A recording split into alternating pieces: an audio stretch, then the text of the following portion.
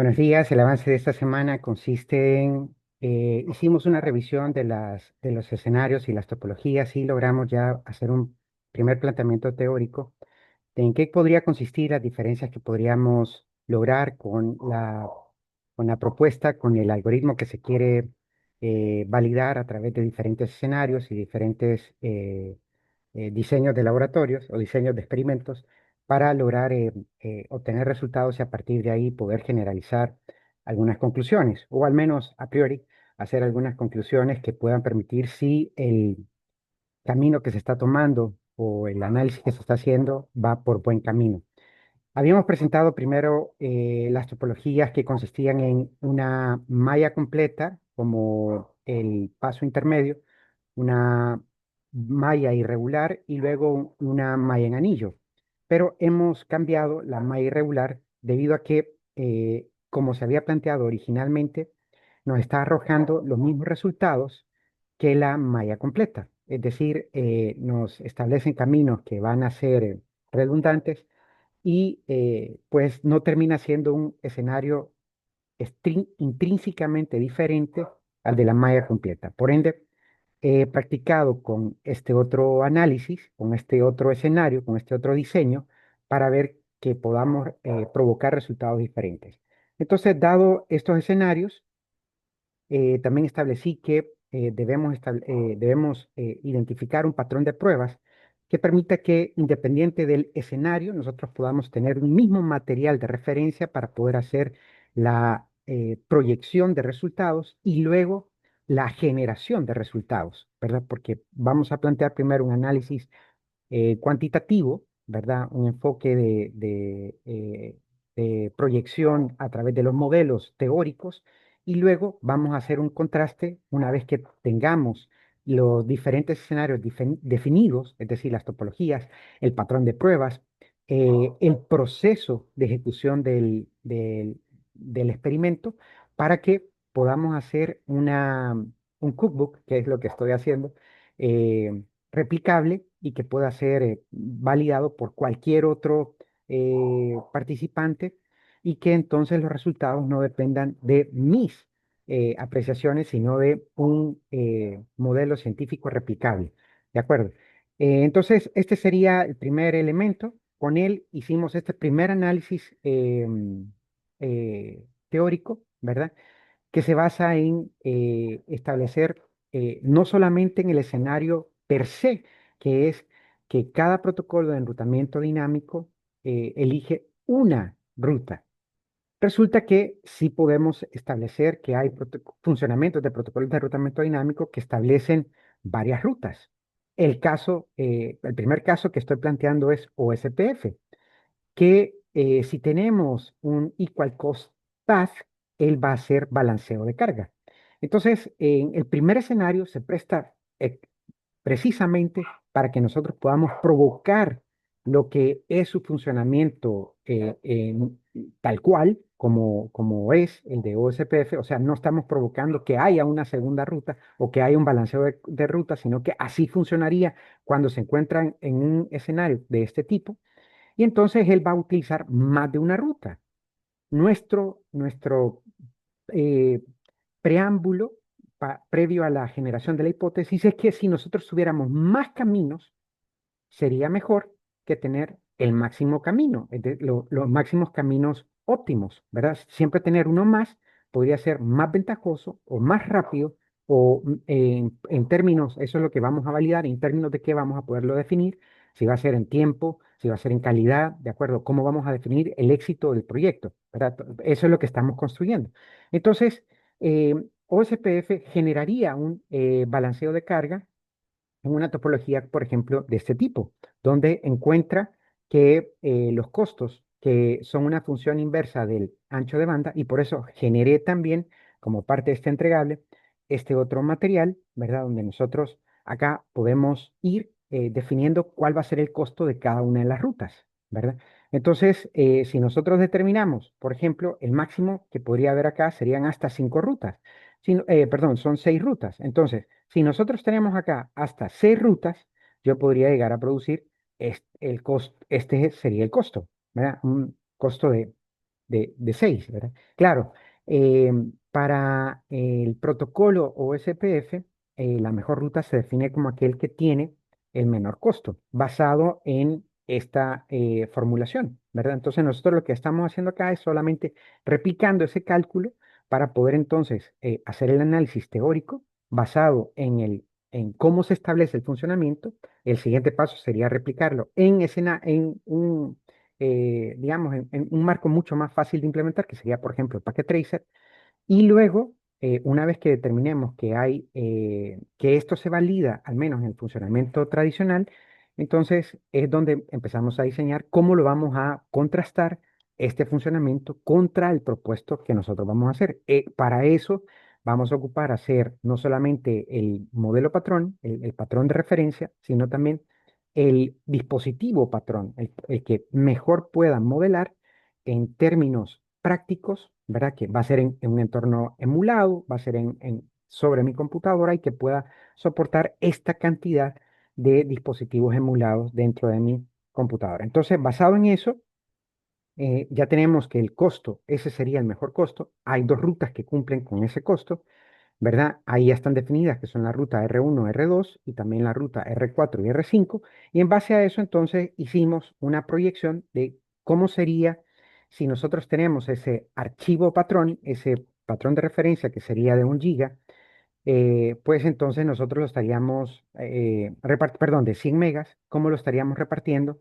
100 megabytes, ¿verdad? Son 100 megabytes. ¿Cómo lo estaríamos repartiendo entre esas rutas? Esos 100 megabytes se convierten en 50 megabytes que van a ser transferidos por cada ruta, ¿verdad?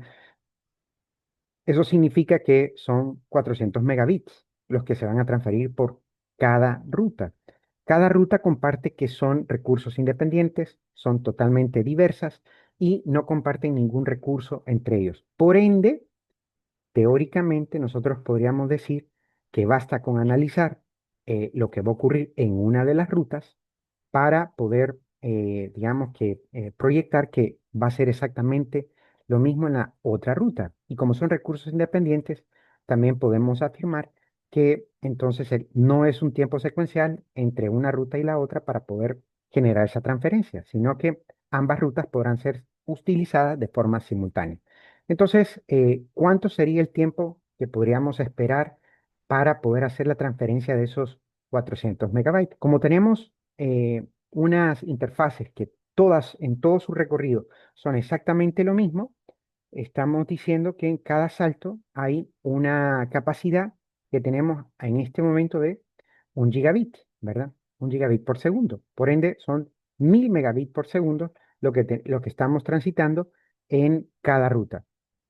Si nosotros hacemos que simplemente el uso de esos 400 megas, vemos que ni siquiera va a llegar al 100% de utilización y por ende podemos fácilmente calcular cuál sería la tasa de transferencia, es decir, esos 400 megabits que se van a transferir a través de esos 1000 megabits por segundo, ¿verdad? Luego, efectivamente, nosotros también deberíamos de pensar que es una transferencia que se va haciendo en cada salto, es decir, una vez que se va al router 1, esos 400 megas se tienen que concluir en ese punto para poder pasar al siguiente salto y así al siguiente salto hasta que concluyan desde el punto endpoint A hasta el endpoint B. ¿De acuerdo?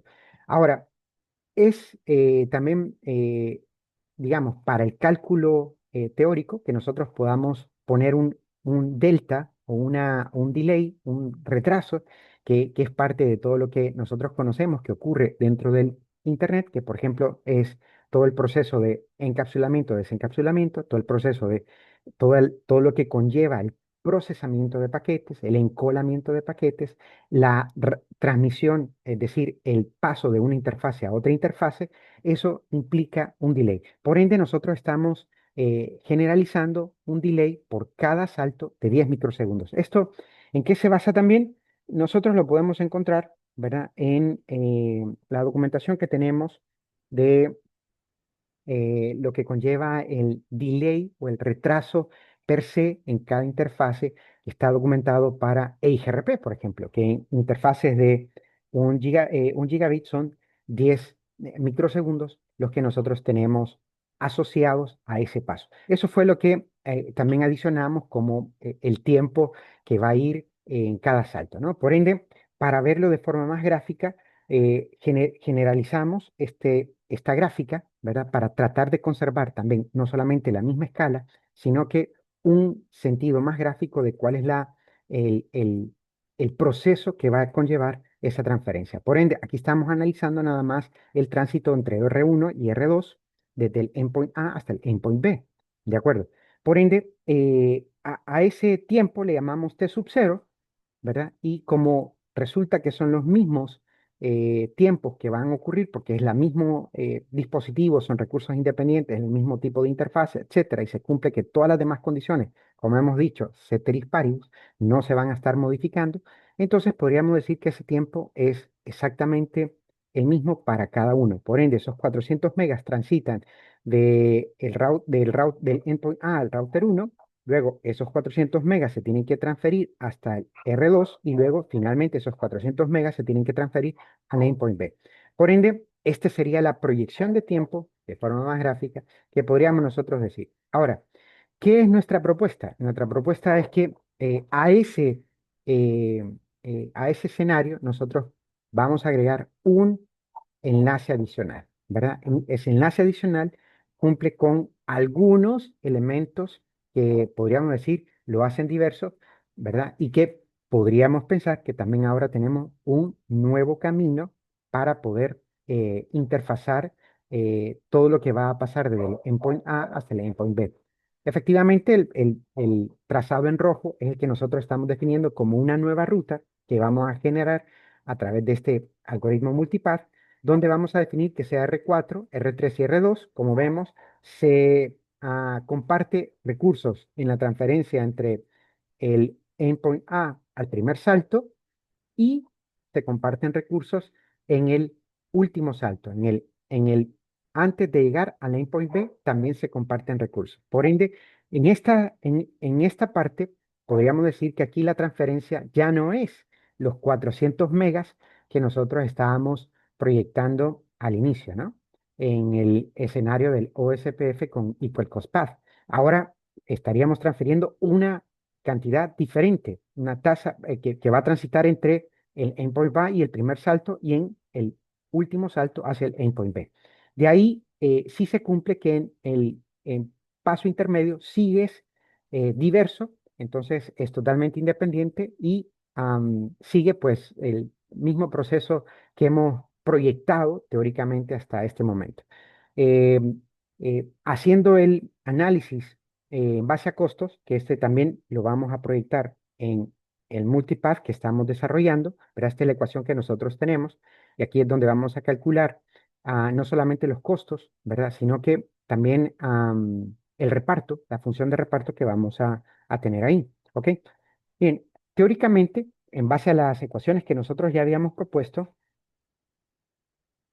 que son estas, ¿verdad? Que esta es la función de costo y esta es la función de reparto, ¿verdad? Que en base a esas hicimos esta proyección para poder hacer un primer acercamiento y una primera validación que me permita al menos proyectar teóricamente si efectivamente nuestro preámbulo de hipótesis se está cumpliendo. Es decir, que el multipath sea mejor eh, una solución a encontrar una transferencia que gane en comparación, en contraste, en este caso, a OSPF igual COSPAT. Entonces, tenemos esta proyección, ¿verdad? Hicimos ya este enrutamiento con este costeo y en base a ese costeo, nosotros vamos a hacer una repartición que cumple este elemento. 25% pasa por uno y el restante 75%, como son equal cost pass, también entonces se repartiría de forma igual.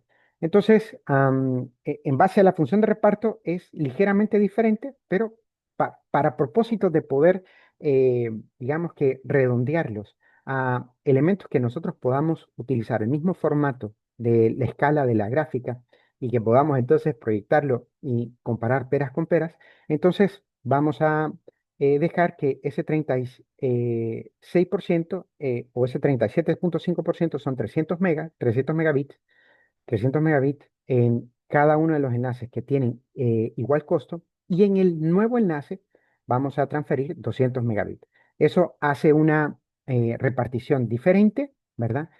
Basada precisamente en el costo, que es lo que nosotros queremos hacer, es decir, a costos dispares, entonces tasas dispares, ¿verdad? O volúmenes dispares, ¿ok?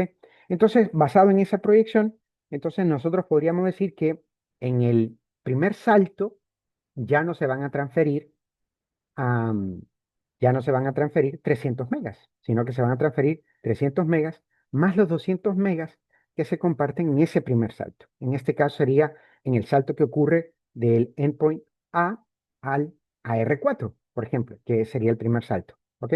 Y luego los saltos intermedios sería pues los 300 megas que se están transfiriendo en este momento, ¿verdad? En la ruta A y en la ruta 2, en la ruta uno y en la ruta 2, que son las rutas de igual costo, que siempre se van a transferir 300 megas. Pero en el último salto, ya no sería para R1 necesario sumarlo otros 200 megas porque ahí no se comparte.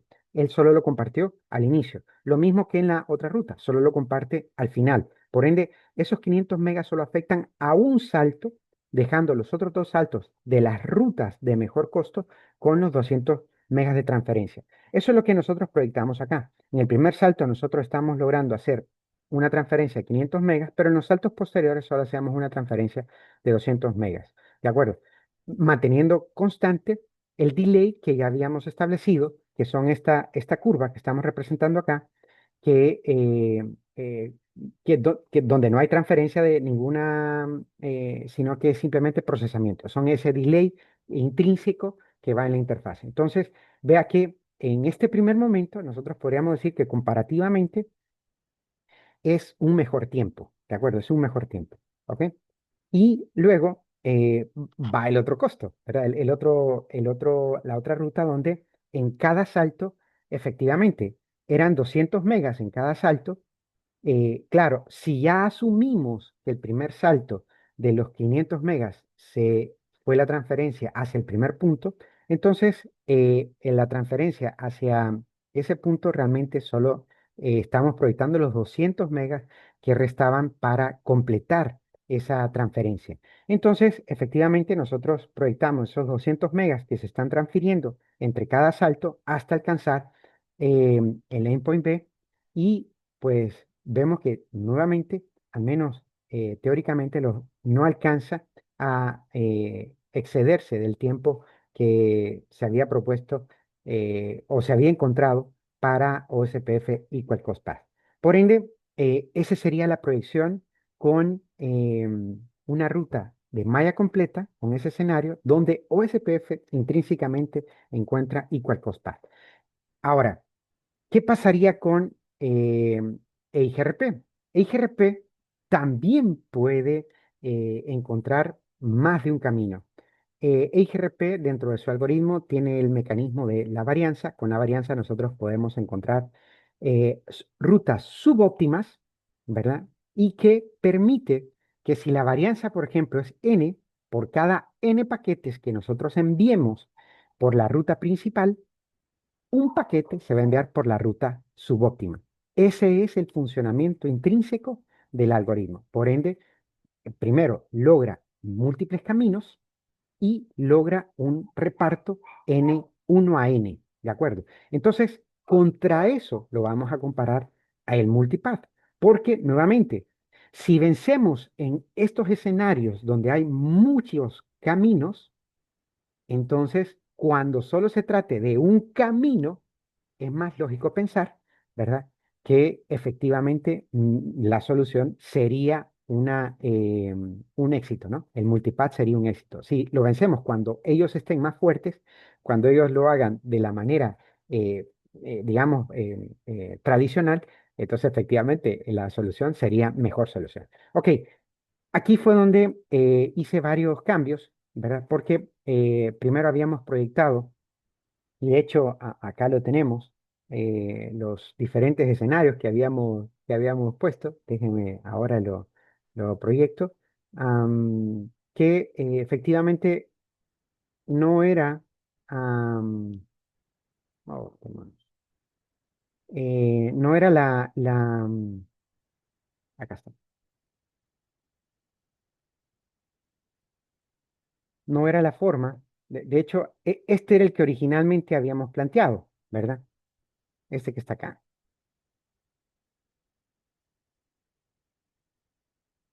que habíamos previsto un escenario irregular, pero aún así la geometría, la topología que tenía, provocaba primero equal cost past y en el caso de IGRP, al utilizar varianza, utilizaba absolutamente todas las rutas posibles, haciendo eh, inviable que nosotros pudiéramos plantear al menos una ruta diversa adicional a la que ya podía encontrar el protocolo. Entonces, con esta, como ven, vamos a tener rutas iguales acá y vamos a tener rutas iguales acá. Y una vez que nosotros le decimos a la varianza que sea diferente de uno, pues efectivamente XRP mapea absolutamente todas las rutas. Entonces, eso hacía que no tuviéramos la irregularidad necesaria para poder entonces generar una ruta subóptima, nada más una ruta subóptima, y que aún así nos permitiera que nosotros pudiéramos desarrollar al menos una ruta adicional diversa a las que ya pudiera encontrar eh, eh, EIGRP, ¿de acuerdo? Entonces, esto fue lo que encontramos, ¿de acuerdo? La ruta óptima sería esta que está acá. También logramos mapear esto en el funcionamiento de, de este proyector de costo, ¿verdad? Aquí basado también en la función de costo, que el costeo de IGRP es ligeramente diferente, ¿verdad? Entonces, tradicionalmente tiene los factores K solo el bandwidth y el delay activos. Entonces, estos son los delays que tiene. Y luego, aquí ya sabemos que el mejor costo sería para IGRP, que sería para la Gigabit Ethernet, que serían 3 Gigabit Ethernet, perdón, 2 Gigabit Ethernet, que sería este salto que está acá y este salto que está acá. Eso hace un costo de 3072. Y el siguiente salto subóptimo, que no sería una ruta óptima, sería el que va por R1 y R2, ¿verdad? Que eso implica tres saltos y el costo sería 3328. Con la varianza de 2, ese costo sería asumido como una ruta secundaria y recibiría 2 a 1. Por cada dos paquetes que pase, es decir, sería un 30%, un 33 por un tercio del tráfico pasaría por esa ruta. ¿De acuerdo? Eso es lo que planteamos acá. Y hasta acá llevamos en este momento el análisis que tenemos ya eh, del, del escenario. Estamos proyectando ahora trabajar en terminar el calculador, ¿de acuerdo? Una vez que terminemos el calculador y tengamos validado los dos escenarios más óptimos de funcionamiento, tanto para OSPF como para IGRP, y que podamos tener analíticamente en un enfoque cuantitativo que efectivamente nuestro preámbulo de hipótesis se cumple, entonces solo faltaría restar el, el materia patrón y el modelo de router que nosotros vamos a utilizar para generar ahora esta replicación en una emulación y que podamos entonces contrastar el análisis teórico contra los resultados en experimento. ¿De acuerdo? Y ahí sería un paso bastante fructífero, ya que a partir de ahí ya podríamos, claro, para llegar al experimento, implica que nosotros tendríamos que también montar, y ahora sí, ahí ya montar en este algoritmo, de forma que podamos entonces generarlo dentro del funcionamiento de los routers, inducir esas rutas, ¿verdad? Que eso es el paso más importante. Teóricamente aquí estamos diciendo que se logran generar esas rutas, pero ¿cómo vamos a hacer para que sea ese reparto de forma efectivo y consistente a lo largo de todo ese enjambre de router? Eso es lo que también tenemos que definir operacionalmente. Ok, listo. Dejamos hasta acá este avance. Gracias por su atención.